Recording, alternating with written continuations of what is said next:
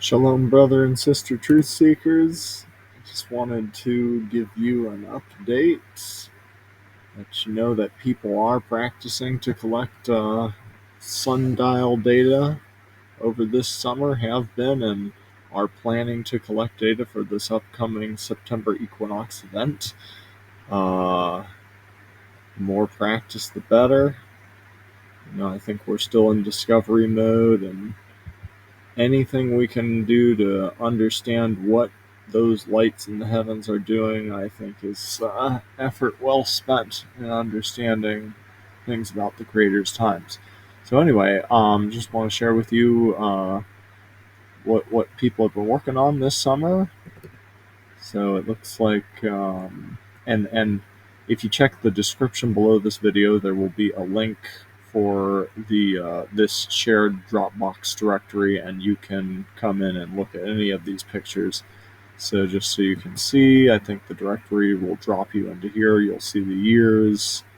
You pick the right year, and then you pick the month of interest. This is where we've been seeing data lately, and then the date of that month, and then I have it split up by location. So it looks like for this, and yeah, this first number that I put here is just a number to try and keep the time zones straight, starting at the man-made international date line, just to try and help make things make sense. So if you look at one of these folders that has a lot more data, I think it starts off with number 1, somewhere around Australia. But it's just to try and help keep things in order so I can walk down. When I do these videos, it's easier to kind of walk through a progression of time zones. But anyway, this was Angie in the UK, and this is just so exciting. They've been collecting data, I think, the most lately. And it's sharing it to the wrong screen. This is just spectacular. Look at this dedication behind this. All right, we even got a beautiful flower here. But from 6:55 a.m. to 6:11 p.m. That's almost 12 hours, and a nice gnomon sharp tip. These are the most important things I think we've learned from the past equinox events lately. Is those early morning and late evening marks are the most important thing. Like, it's just unfortunately what we saw this past March equinox. It was, we saw several locations where people only had 8 hours of data, and the line looked straight for multiple back-to-back days, and it was hard to tell which one was curving, which day was the straight line seen first. And so, if at all possible, this is excellent. I think we're going to see another picture where they got even more than 12 hours of data. And I think really 10 hours is kind of a new minimum that we should try and shoot for, but I really say minimum. If the Creator has blessed you with a location on Earth to live where you can get more hours of data than that, please do. It will help everybody, brothers and sisters around the world, including yourself, to understand these things. And I know I was visiting Arizona a couple weeks ago, and I was just amazed.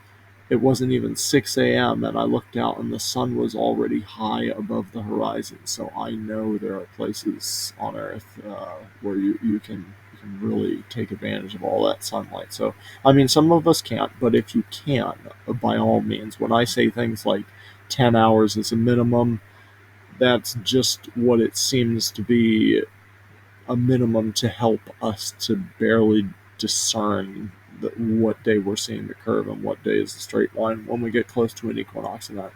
But if at all possible, definitely go for more hours of data. So, I hope I didn't kill my thing. I want to check on that real quick. No.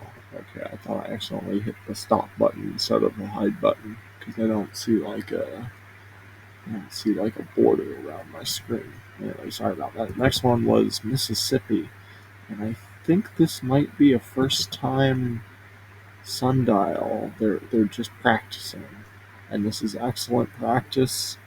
Like marking the north, south, east, west. Um, and what time of day do we have here? So 8 a.m. to 6 p.m. That's not bad. That's like that 10-hour minimum. Got a nice sharp tip gnomon. That was another important lesson we've learned lately. We can use these pins to mark our tip of our shadow if we want, but we definitely want our gnomon to have a nice sharp tip, because if it's a ball like this, we discovered that it actually causes weird things to happen with the shadow. So we want to make sure we have a single sharp tip that is the same tip every one of these points the shadow is being cast. Sometimes if you have like a little square object, it's a different corner of the square that's casting a shadow at different times of day. And so little things like that do make a difference. So I'd say probably right now the two of the most important lessons we've learned is early morning, late evening points, as early as possible, as late as possible, and then a nice sharp tip gnomon. And really, anywhere between 1.5 to 3 inches tall seems to be just fine. In fact, 1 inch, 1.5 inch tall seems to work really good, because sometimes when you're going for those early morning and late evening points and you've got even a taller snail gnomon, like 3 inches tall, the shadow is so long it's ghosting out. It's like faded, and it's hard to tell where that tip is. But with a shorter nail or gnomon or whatever it is, like only 1.5 inches tall, the shadow is shorter, so it's crisper and you can see where you want to mark. But you still have the benefit of the early morning. Like it's still going to have that hook to it. So I mean, it's just something you have to experiment with. I mean, and if you get a lot of bright sunlight early in the morning, then and it might be nothing to worry about, but just something to keep in mind. Definitely practice before we get to the day of the equinox. And so this looks maybe like a piece of cardboard. Nails shooting through the board. We'll want to make sure that that's not like wobbly. I don't know how they secured the backside of it, but maybe like put another plate or something on the back just to make sure that this thing doesn't have the potential to move. And this whole thing, you want to make sure it doesn't move. That's important, that your setup doesn't move. But it looks great. You're off to a great start. Um, so now we're going. So we're going to the 30th, and this was Angie again. I know one of these is just fantastic. Well, I think this is the 112 plus hours of data. What is it? 1250, 1255. Yeah, 12 hours of data. That's terrific. And look at that. The shadow was still pretty crisp for them.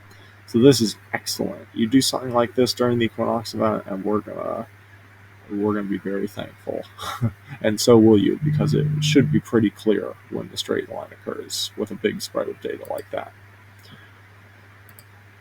Okay, 31st, I think was Angie again.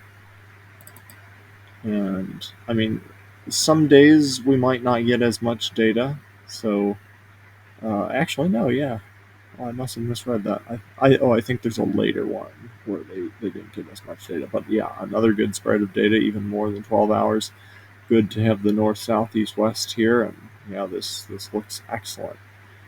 Really looking forward to seeing this data closer to the equinox event. All right, so now we're going to jump over to August, the eighth month. And we just have a couple data submissions. This one comes from, oh man, forgive my not knowing where these places are, how to pronounce them. Malawi? Malawi. Okay, and I think this was also a first time data collection. Africa is going to be key this fall. I'm glad to see someone in Africa, is because there was just, like I said, unfortunately, it was hard to say from like Australia to the pretty much the west coast of Europe. It was just, for me, it was hard to say for certain where the straight line was seen first because unfortunately it just, we didn't have anyone with like those big nice spreads of data, like 10 to 12 hours of data. So I mean, we literally had people who had data 2 to 3 days in a row that it all looked straight, and it was just hard to tell. So Africa is going to be key this fall, I think. If it's going to be very interesting to see if they are among the first people on Earth to see the straight line or among the last people on Earth to see the straight line. But anyway, this looks great. 6:20 to what is that? 4 o'clock. So almost 10 hours of data, and for a first attempt, this looks very good. North, south, east, west, excellent. Keep up the good work. I think we have one more, and I think that might have been Angie again. Let's take a quick look. Yes. And so this was just a couple days ago, and as we get closer to the equinox, we are going to start to see these curves start to straighten out a little bit each day. So only got data to like close to 5 o'clock today, not as early in the morning, but some days are like that. Just do the best you can, and that's all we can do. So this is just good practice, and I guess that's it for now. Um, so just stay tuned. I just, again, wanted to let people know that people are practicing. People are going to be trying to see what happens with the straight line this fall. At least collect that data so we know what the sun is doing, and then we can all kind of take that information and try and figure out what it means. But if you want to stay tuned with like live updates on the sundial data, um, keep track. Check out this Facebook group. Um, I try to collect all the sundial data that I come across anywhere online or that people send to me. I try to upload it to this group. So definitely check that out. Join the group and contribute to the group. Or you can send me photos of your sundial data at avoiceoftruthandlove@gmail.com.